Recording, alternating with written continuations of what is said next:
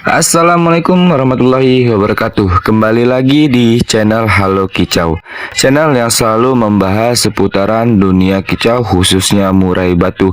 Di video kali ini Halo Kicau pengen membahas tentang cara bagaimana merawat murai batu, sehingga banyak dari kawan-kawan semua yang masih awam ataupun yang masih belajar dalam artian merawat murai batu tuh masih salah. Nah, di sini Halo Kicau hanya sebatas untuk mengingatkan ke kalian saja. Simak terus videonya.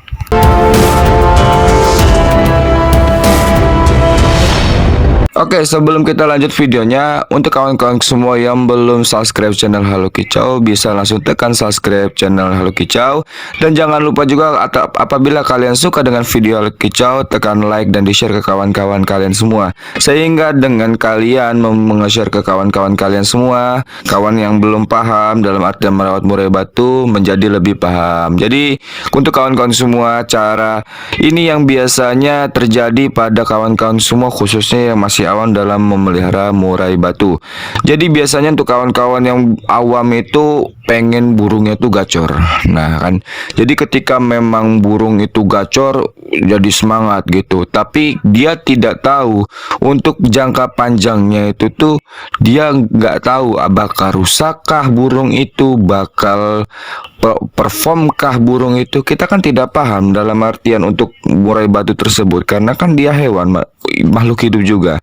Jadi sebelum itu kawan-kawan ya, biasanya tuh kalau untuk kawan-kawan di rumah itu untuk memberikan ekstra puding tuh gejor, mau itu jangkriknya, misalkan contoh jangkrik 10 ataupun 15, ditambah lagi krotonya seminggu 4 sampai 5 kali, ditambah lagi dengan ulat hongkongnya 5 pagi 5 sore setiap hari.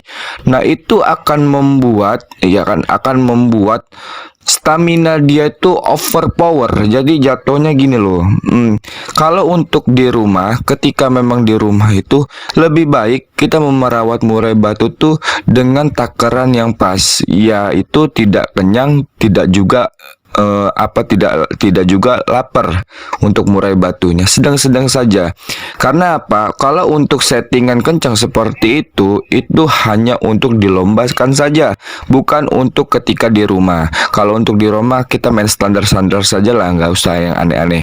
Biasanya kalau untuk dari kawan-kawan semua itu tuh biasanya tuh pengen ngepush gimana caranya di gantangan gacor, di rumah juga gacor, sampai bongkar-bongkar isian. Dan kalian lupa kalau murai batu dipaksa dengan hal seperti itu bakal rusak nanti di kemudian harinya.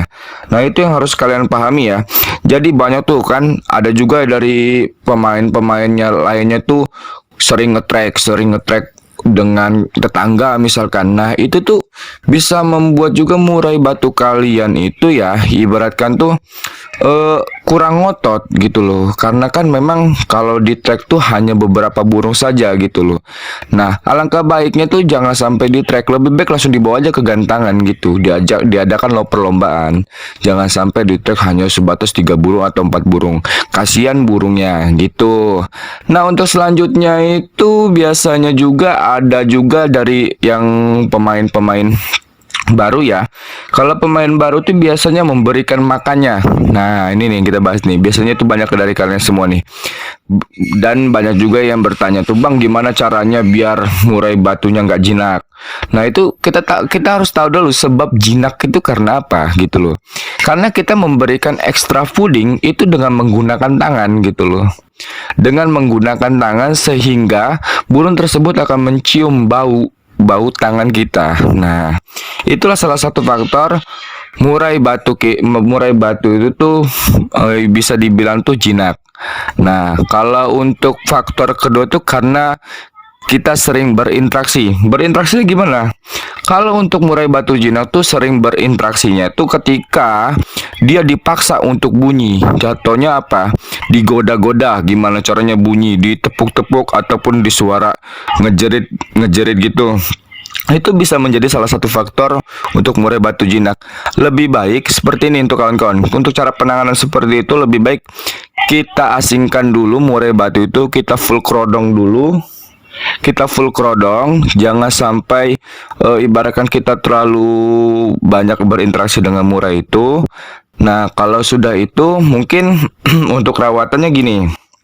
Pagi kalian bersihkan sangkar, ya kan? Kalian bersihkan sangkar itu, jemur, mandi, ataupun memberikan ekstra puding tuh tetap kalian ya, tetap. Nah, habis itu lanjut lagi, setelah itu kalian full kerodong sampai ketemu di sore hari seperti biasa gitu, pemberian ekstra puding, habis itu kerodong lagi. Nah, itu. Dan yang terakhir tuh biasanya kalau untuk murai jinak tuh itu sering digoda dengan menggunakan pancingan suara burung yang ada di YouTube gitu loh. Jadi suara pancingan murai batu biar gacor, biar apa, bisa dibilang tuh ketika mendengar murai batu langsung responnya cepat gitu. Dan itu salah besar. Untuk kawan-kawan semua, ini yang harus kalian perhatikan terlebih dahulu ya. Mungkin kalau untuk suara MP3 itu lebih baik itu digunakan untuk masteran, jangan sampai digunakan untuk suara murai batu juga. Karena kita nggak tahu responnya murai kita ini seperti apa, siapkah atau tidakkah. Takutnya kalau tidak siap, dia bakal down mental sehingga fighternya bakal turun. Nah, jadi bisa dibilang tuh selama kita merawat murai batu itu ya kita bisa dibilang sia-sia. Nah, itulah mengapa dari Halo Kicau sering pantang dalam artian untuk memberikan masteran ibaratkan suara kencang terus suara murai juga. Nah, takutnya nanti itulah salah satunya penyebabnya bisa jadi down mental. Nah, ya mungkin dari sini ya kalian sudah paham ya kan tentang mengenai beberapa macam kesalahan yang pernah kalian alami ketika dalam merawat murai batu. Nah, mungkin faktor selanjutnya itu bisa kalian gini. Namanya itu bisa dibilang tuh penjemuran. Kalau penjemuran sendiri kalian harus tahu dulu. Kalau penjemuran itu kalau kalian tidak paham dengan karakter murai batu, yang ada apa? Bisa jadi nanti over birahi dan over emosi. Sehingga yang awalnya kita pengen burung itu gacor malah nggak gacor. Malah ujung-ujungnya apa? Galak di gantangan ataupun matuk tangan. Itu bisa karena apa? Emosi dia selalu meningkat tinggi. Jadi melampiaskan melalui apa? Tangan kita yang diajar ketika kita mengambil cepuk makan atau cepuk minum. Nah, itulah yang harus kalian pahami. Mungkin ya gimana ya? Kalau kita dalam artian untuk merawat murai batu itu simple-simple aja, nggak perlu kita sampai dibawa ke suasana murai lah ya. Mungkin gini untuk kawan-kawan semua, bisa kalian lakukan. Kalau untuk kawan-kawan, kalau untuk memelihara murai batu itu ya bisa dibilang jangan sampai terpacu lah, jangan sampai terpacu. Karena gini, kalian memelihara murai batu itu mau jangka pendek apa jangka panjang. Kalau hanya sebatas jangka pendek ya kalian jor aja lah makanan itu. Tapi ya Halo Kicau nggak pernah menyarankan ya, karena kan kita nggak tahu untuk efek samping ketika dia sudah dewasa itu bakal gimana. Halo Kicau pun nggak tahu. Tapi kalau memang kalian mau main jangka panjang, ya itu kalian main standar-standar aja, nggak perlu aneh-aneh dengan menggunakan obat-obatan. Mungkin dari sebagian pemain-pemain memang cocok dengan obat-obatan tuh.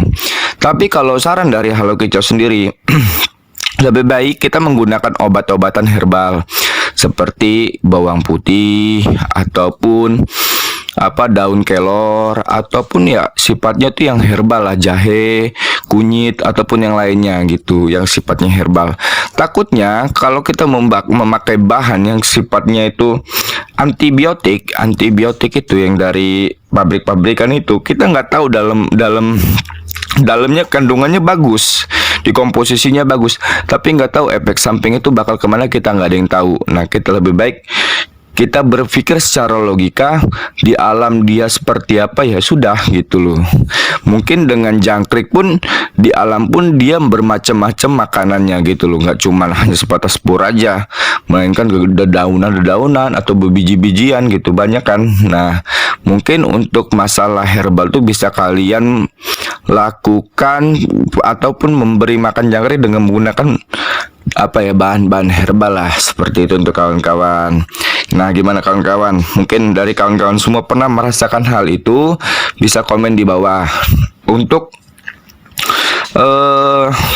untuk selanjutnya itu biasanya gini. Banyak dari pemain-pemain murai batu yang ibaratkan salah paham, dalam artian salah paham tuh dalam mengeset jangkrik. Nah, kalau untuk mengeset jangkrik memang bermacam-macam dalam artian settingannya. Itu tergantung dari keinginan kalian dan kemauan burung kalian seberapa banyak.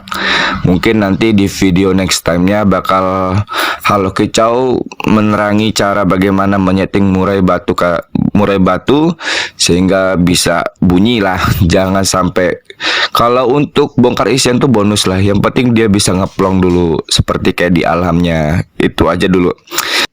Ya mungkin Halo Kicau undur diri dulu. Kalaupun memang dari perkataan Halo Kicau memang bisa dibilang menyakitkan hati viewers ya mohon maaf. Karena di sini Halo Kicau menjelaskan biar kalian itu nggak salah dalam artian merawat murai batu, sehingga yang awalnya kalian senang bisa takutnya terkecewa. Nah di sini Halo Kicau nggak mau seperti itu. Kalau bisa Halo Kicau menjelaskan ini biar kalian tidak biar tidak terjerumus lah dengan ibaratkan dengan ego kalian dalam artian merawat murai batu. Ya oke semuanya, terima kasih semuanya. Jangan lupa untuk kawan-kawan semua tekan subscribe, like dan komen ke channel Halo Kicau. Kalaupun memang kalian ada pertanyaan soal dunia burung khususnya murai batu. Terima kasih semuanya. Halo Kicau undur dulu semuanya. Assalamualaikum warahmatullahi wabarakatuh.